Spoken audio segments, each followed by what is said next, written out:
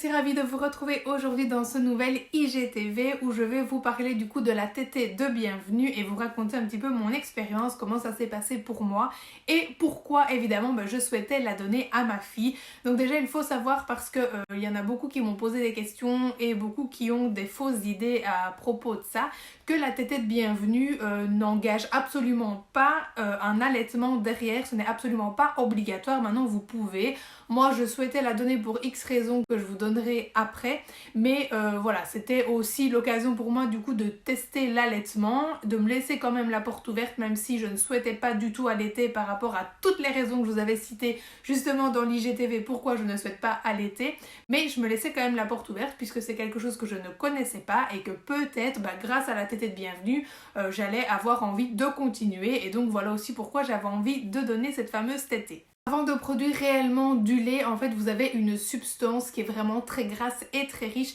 que l'on peut donner du coup au nouveau-né et qui est super bonne pour le système immunitaire, notamment du nouveau-né. Donc moi, c'est principalement pour ça que j'avais envie de pouvoir tester l'allaitement entre guillemets, ou en tout cas de donner cette tétée de bienvenue, même si encore une fois, je ne souhaitais pas allaiter derrière, mais que ça me permettait aussi du coup de pouvoir tester. J'avais aussi envie du coup de créer un lien assez fort avec ma fille dès son arrivée au monde, et donc je trouvais que c'était un très beau moyen de le faire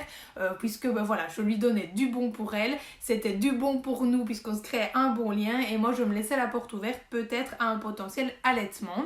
Cette substance du coup voilà, on va pouvoir la donner plusieurs fois, évidemment avec les deux seins si on en a envie. Moi je l'ai finalement donnée qu'une seule fois parce que voilà, je vous raconterai après, et que quand j'ai voulu lui donner une deuxième fois, elle ne trouvait pas le sein. Et comme je n'ai pas spécialement kiffé la première tétée, voilà, j'ai laissé tomber, je n'ai pas persisté, je n'ai pas cherché plus, sinon j'aurais pu évidemment faire appel à une sage-femme puisqu'il y en avait pas mal qui étaient formés en lactation en plus dans la maternité où j'étais, mais voilà, j'ai préféré laisser tomber et finalement laisser Arnaud donner le premier biberon puisque c'était vraiment un moment que j'avais envie de voir et j'avais envie aussi qu'il partage ce moment avec sa fille, qu'il puisse aussi la nourrir. Au niveau de la tétée, vous allez même pouvoir la donner pendant tout votre séjour à la maternité si vous en avez envie. Moi j'avais envie de le donner peut-être sur la première journée, puis finalement après une fois ça m'a suffi. Et donc comment ça s'est passé pour moi? Et bien tout simplement lorsque j'ai attrapé ma fille, puisque tout se passait bien et pour moi et pour elle, j'ai pu directement la mettre au sein. Je vous en avais déjà un peu parlé, je l'ai laissée chercher mon sein toute seule puisque j'avais vu plein de fois sur Instagram notamment que le bébé était capable de le chercher lui-même et que ça servait à rien de le forcer à l'y mettre. Donc j'avais vraiment envie que tout se fasse naturellement. Du coup c'est vrai qu'elle l'échouillait, tétouillait beaucoup, mais j'étais jamais vraiment sûre de savoir si oui ou non elle le prenait, s'il y avait quelque chose qui sortait.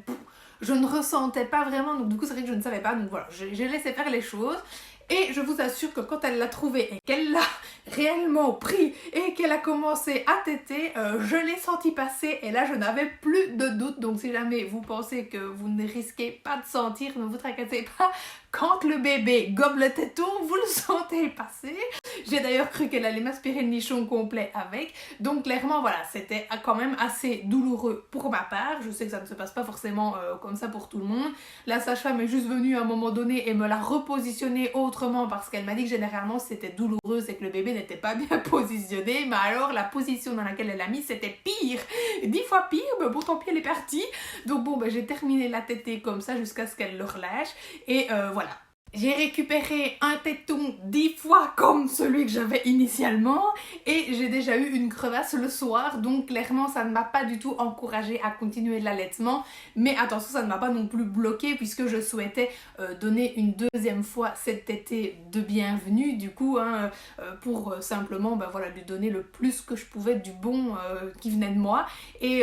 malheureusement comme je vous ai dit, finalement j'ai laissé tomber puisque voilà, c'était pas non plus mon kiff et un objectif à tout prix, mais c'est vrai que je tenais par contre énormément à faire cette première tétée. Je l'ai faite, du coup je suis super contente de l'avoir fait. C'est vrai que c'était un chouette moment malgré tout que j'ai pu partager avec ma fille dans ces premiers moments. Je sais que je lui ai donné du bon et voilà, pour moi c'était évidemment tout positif. J'aurais testé comme ça, pas de regret non plus de ne pas poursuivre l'allaitement. Et voilà, donc très sincèrement, si c'est quelque chose qui vous plaît ou qui vous tente ou qui attise peut-être votre curiosité, je vous conseille clairement de le faire. Ça ne peut de toute façon être que positif pour vous et votre bébé, et comme ça au moins vous n'avez pas de regrets, vous aurez quand même testé, et il ne faut pas non plus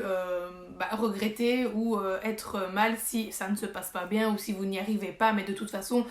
il y a des sages-femmes qui sont là pour vous aider si jamais vous en avez besoin. Et donc bref, du coup après, comme j'ai décidé de ne pas donner cette deuxième tétée et que je ne comptais de toute façon pas allaiter derrière, là j'en étais sûre, j'ai simplement reçu 2 tout petits cachets à prendre pour stopper les montées de lait, et donc du coup je n'ai pas eu de montée de lait, j'ai pas eu de douleur dans la poitrine, j'ai pas mes seins qui ont gonflé fois 1000,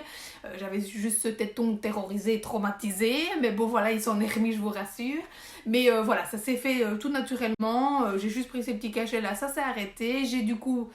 échappé à tous ces désagréments, parce que je sais que c'est pas forcément agréable, voire même douloureux. Et par contre, pour en avoir parlé avec certaines d'entre vous, je sais que certaines maternités ne donnent plus les cachets. Donc renseignez-vous peut-être à l'avance si jamais vous souhaitez uniquement donner la tétée de bienvenue sans allaitement derrière,